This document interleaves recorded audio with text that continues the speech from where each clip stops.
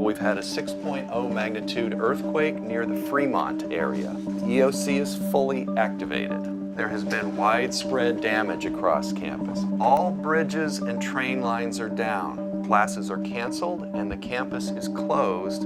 The Chancellor has declared a state of emergency, which will allow coordination with regional and state agencies. Any questions? All right, guys, take your stations and let's go. In an emergency situation, things can just be chaos in general, and everyone is looking for, some answer to what's the plan.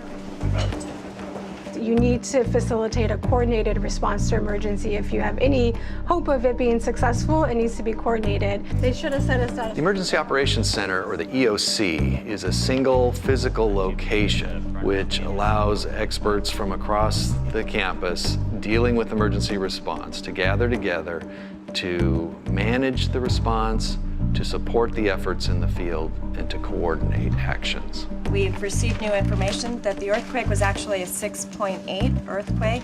3 buildings have either been collapsed or significant debris. We are practicing today for a 6.8 earthquake. That is, there's a high probability that that could in fact happen right here. Once the EOC is activated, we immediately have what's called a quick start meeting, and immediately then identify initial objectives that we are going to be focused on. Well, the main thing we need to be doing is coming up with our initial objectives, and we need to do that within a period of about 10 minutes here. The main objectives is save lives, protect public safety.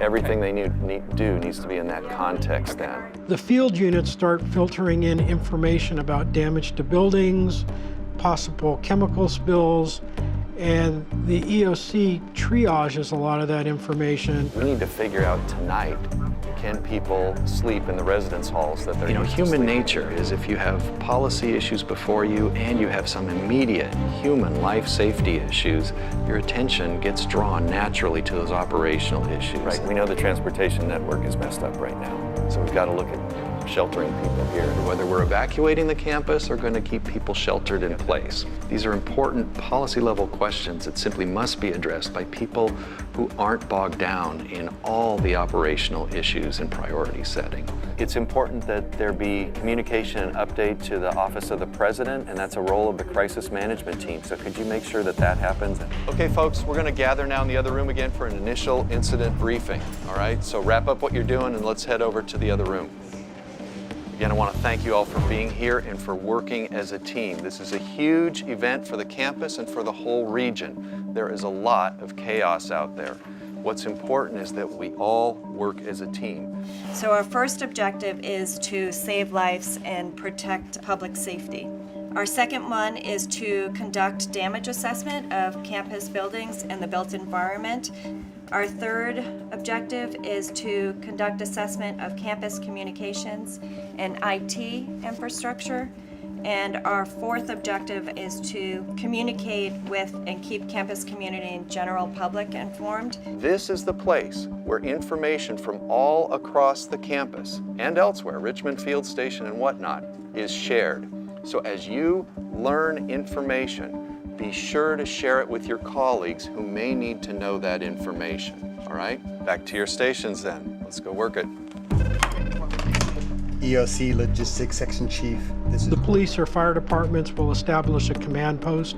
That command post will report back to the EOC what they're seeing, what they're doing, and what resources they need. It's the job of the EOC to get those resources out to those people in the field. Start looking at the campus infrastructure as far as power, water. Now, you never know how people are going to respond when they're in a real emergency. And so we do look for people who can stay calm. I think another key aspect of it is making sure that they have training. So when they have the right skill set, when they have the right knowledge, they are able to stay calm because they know that they can fulfill their role. Children staying with us. So the 100 people that staff the EOC come from about 20 different campus units, and they really are in positions that reflect their subject matter expertise. Has it been reported that there's been any contamination in Strawberry Creek? We have people from management, operations, planning, logistics and health and safety. What we're going to be telling them is stay out of buildings until those buildings have been assessed and posted as green. I can just talk to exactly the person I need to, and they can interface with their department or their function out in the field. Operations is going to contact UCPD. They say, meanwhile, you should call 911. EOC, this is EMA4. Received information to call 911. Through the training that we receive, we have a prioritized list that we're working from. Life is always first, but then we're taking in the information that we're receiving and assessing those situations and then prioritizing them. I'd like to hear from you guys what else you know of that sounds like it's most urgent, most important.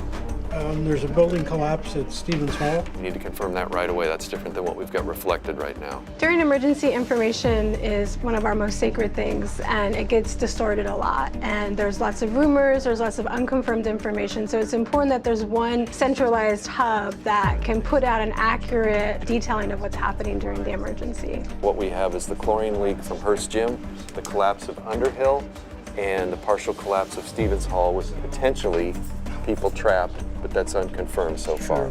Make sure that the police are focused on, to the extent they can, keeping people out of those buildings. That's the main thing. Lewis Hall has not been green tagged yet, so we're still not allowing any people in. The building was heavily damaged. She saw a yellow substance coming from underneath the door. She also didn't have time to shut down her distilling process. We've built a fabulous team, and these are people who lean in to situations when they're the most challenging. Can you see if Berkeley Fire or Alameda County Fire would respond to that? So we've got tremendous expertise on campus, and to pull that expertise into one room really benefits the campus when it needs it. Alco Fire is en route to Lewis Hall for that chemical spill. Copy. Alameda County is en route. Yep. There's no way that we're going to plan for every catastrophe, but we're as prepared as we can be. The more we prepare, the better we'll be able to respond to the real situation. Great, thank you.